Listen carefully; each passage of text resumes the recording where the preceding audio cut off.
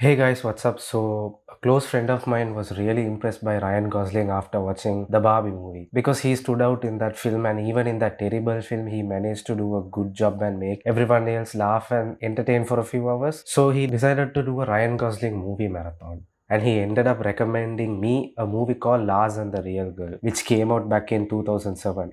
And I have no idea why didn't anyone talk about this film with me ever. I did not care after he mentioned it, but after 4 months, since I had nothing else to watch, I ended up watching the movie. And I gotta tell you, it's one of the best films I have ever watched. Like halfway into the film, I realized this movie is a 10 out of 10 and will definitely be added in my top 10 movie list. This movie is literally the definition of underrated, and it's up there with other amazing feel good films like Juno, Home Alone, Breakfast Club, and other films that explores mental health and so and so. It's a very heartwarming and a moving story that you don't see in Hollywood anymore. I can't remember the last time a movie that spoke about love and compassion in such a moving way. Bro, Disney really ruined Hollywood, man. They have to take accountability for it. Like, before all that Marvel crap, this is what you got. Like, brilliantly little films and characters. Anyway, this movie is a brilliantly written film that talks about love, forgiveness, compassion, loneliness, and anxiety, and many more. Okay, let me tone it down a little bit and explain you what this movie is about. So a guy called Lars is the protagonist of this film, which is played by none other than Ryan Gosling. Lars is basically a very shy and introverted person, but in the most extreme way possible. I mean, the guy doesn't talk to anyone and he hates being touched by anyone. And there's a reason to it. So Lars's mom dies right after Lars was born. And because of this, his dad distances himself from Lars and his brother. After a while, Lars's brother moves away from the house as well, leaving Lars alone behind. So Lars didn't get any affection from his father because he decided to spend a lot of time alone as well after the mom passed away, and from his brother as well. So the story starts with Lars' sister-in-law, played by an actress called Emily Mortimer, who was brilliant in this film and such a great character too, and her name is Karen. Karen invites Lars to dinner and tries to talk with him. Like every day she used to go out and invite this guy, but Lars, every time he refuses to join them for dinner, or even he won't even have a proper conversation with that woman. So because of this, she feels worried that something is wrong with Lars. But a few days later, he decides to join Karen and Gus for dinner. He's a very introverted guy who looks unhappy all the time, right? But suddenly he looks a lot happy this time because he says to the sister-in-law that he has a girl, and this girl is from another place and she's very shy, and he wants to join them for dinner this time. But here's the little twist there: that girl he was talking about, it's not a girl, not a real girl, it's a sex doll, which obviously freaks Karen and Gus out. But Karen and Gus, they freak out, and Gus makes a whole deal about, oh, my brother's a psycho, but Karen decides to go along with him, and both of them decides to have a dinner, which is very hilarious. And you know it's funny that how they pretend like it's real. See, he buys this doll from a porn website, right?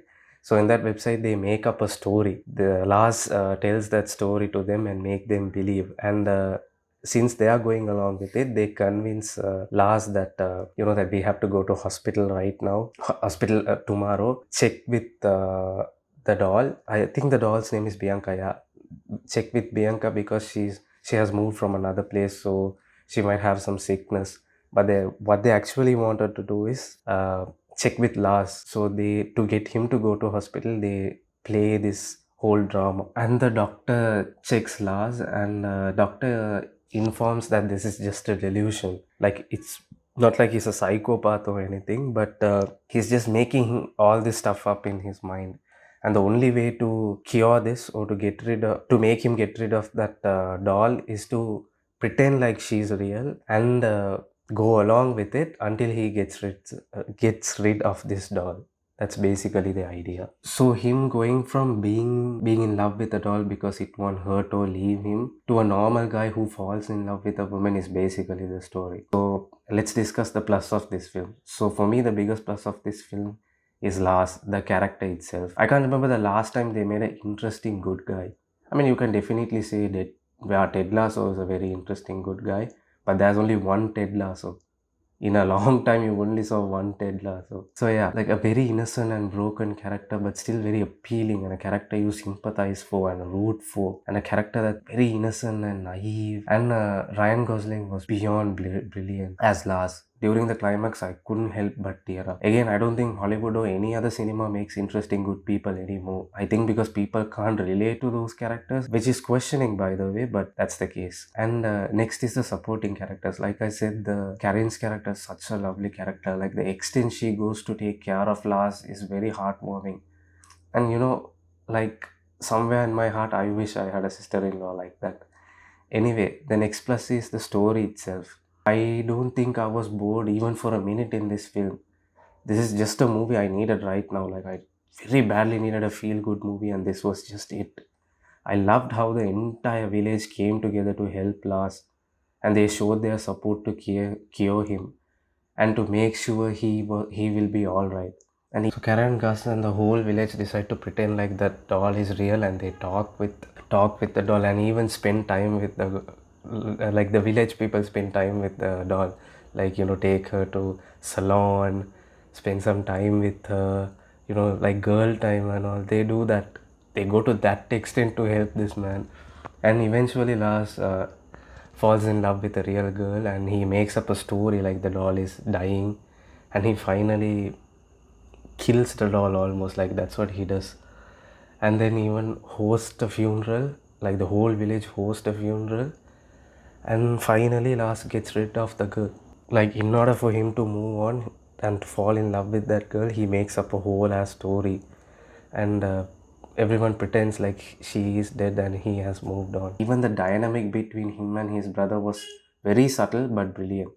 For an example, he couldn't even say thanks to the doctor who helped Lars because he also has difficulty expressing his feelings. Makes sense because his dad left him and his mom died, so he also has trouble expressing feelings.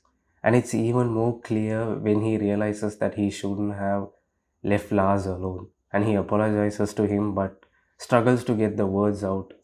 Out of all these tiny details, I think this one worked really well, and the dialogues were pretty brilliant, like very unexpected dialogues. Like at the very end, Lars it's with his real crush or girlfriend. I don't know the label, but he's in love with that girl. I thought he was going to ask her out, but he instead says, "Shall we go for a walk?" Which is a very important detail because Lars was really in love with the doll. So moving on from her right after the death would be doing like an injustice to the character. So I thought this, like the small dialogues, improvisations here and there, really worked for this film. And the humor worked very, very well. Like in some places, like the humor landed very well. And I don't have anything negative to say about this film. I mean, like I said, it's a 10 out of 10. So go watch it.